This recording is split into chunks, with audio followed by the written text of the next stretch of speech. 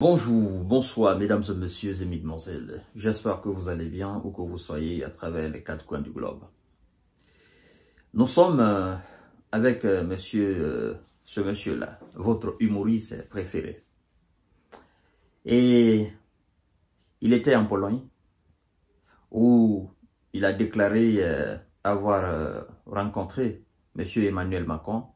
Il s'est entretenu avec Emmanuel Macron.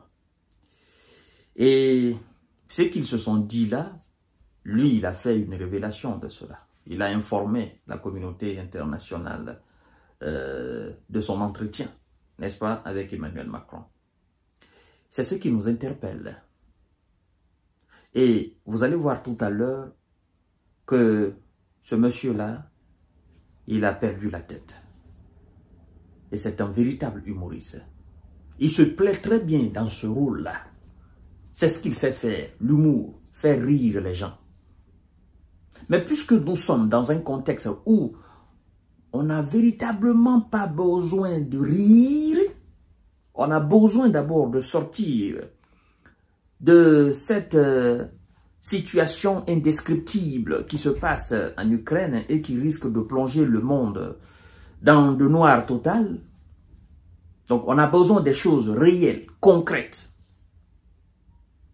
Mesdames et messieurs et mesdemoiselles, M. Zelensky nous informe que l'Ukraine compte sur le soutien accru de la France.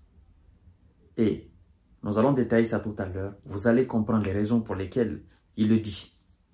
Mais avant de poursuivre le visionnage de l'émission, n'oubliez pas de la partager dans tous les groupes possibles. Continuez aussi à vous abonner à notre chaîne YouTube Quand TJ Visionnaire le vrai, activez la cloche de notification pour ne plus rater nos émissions.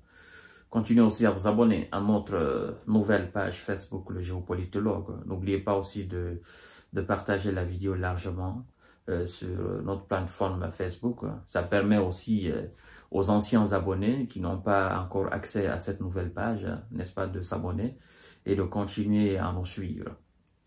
Alors, je disais tantôt, M. Zelensky nous informe qu'il a parlé du soutien accru de la France à l'Ukraine. La France soutient déjà l'Ukraine, mais d'augmenter le soutien. Il le dit parce que, comme vous le savez, M.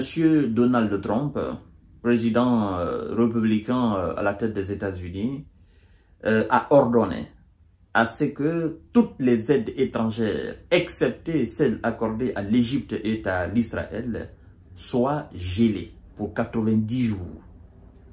Le temps de réexaminer toutes ces aides. Si ces aides, le format correspond à la vision de l'actuel président ou pas. C'est de ça qu'il s'agit. Parce que si ça correspondait à la vision du pseudo-démocrate M. Biden, M. Donald Trump veut voir, est-ce que ça correspond à sa vision? Est-ce que ça va dans l'intérêt général des États-Unis d'Amérique? Est-ce que c'est une vision réaliste? Parce qu'il y a beaucoup d'aides quand même. Et donc, après la suspension de ces aides, il y a beaucoup de choses qui changent au niveau de l'Ukraine, hein? D'accord, même les ONG qui étaient là pour aider un certain nombre de choses, les retraités, les blessés, machin, toutes ces ONG aujourd'hui en Ukraine hein, ont fermé. N'est-ce pas? Sont d'abord parce que il n'y a pas de financement. Qui parle d'ONG dit évidemment de financement. Puisqu'il n'y a pas de financement, ces ONG-là ferment. Donc, au vu de cette inquiétude, de ce comportement de M. Donald Trump, M. Zelensky est obligé de se rabattre sur les Européens qu'il négligeait dans un temps passé là. Parce qu'il disait que le soutien américain, c'est sur ça qu'il faut vraiment compter. Bon, le soutien européen, il aime bien, il accepte, mais il veut que l'Amérique continue à soutenir l'Ukraine. Moi, je veux dire à M. Zelensky, il ne faut pas compter sur le soutien de la France. Tu as plusieurs exemples. La France t'a fait plusieurs fois signe qu'il ne faut pas compter sur elle. Compter sur elle, certainement dans le domaine de la déclaration des condamnations, des grands discours, des grandes déclarations contre la Russie du genre « Oh, la Russie est devenue une puissance de déstabilisation des États africains, la Russie est devenue une puissance de désordre mondial ». Ces déclarations, le président français, il peut vous le faire. Ça ne lui coûte absolument rien. Parce que ça, c'est des déclarations. Ils peuvent s'arranger à écrire et il fait ces déclarations-là. Mais tout ce qui concerne l'argent, la France n'a pas d'argent pour te soutenir.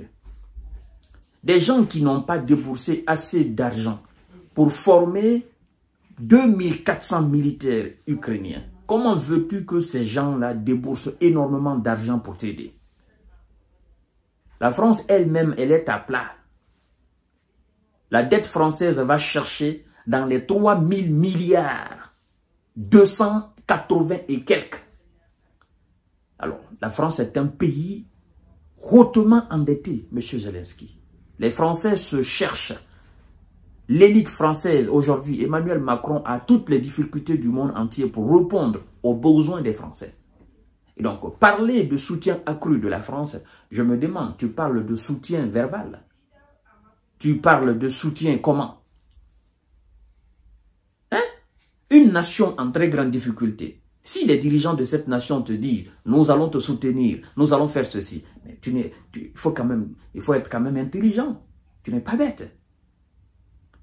Je vous ai dit ici que il est très facile de mettre fin à la situation russo-occidentale sur le territoire ukrainien. Il est aussi très difficile. Très difficile, c'est quand les États-Unis jouent le double jeu. Mais le jour que les États-Unis vont décider de stopper toute aide militaire à l'Ukraine, le conflit est terminé. C'est réglé. Ça sera réglé à la minute. Parce que l'Union européenne ne pourra jamais prendre le flambeau et continuer. L'Union européenne ne pourra jamais remplacer l'aide américaine. C'est trop. Cette aide, elle est colossale. Et les économies européennes, c'est des économies fatiguées. Ces économies ne pourront pas. Ça fait combien d'années on leur demande de passer en économie de guerre? Ils n'arrivent pas.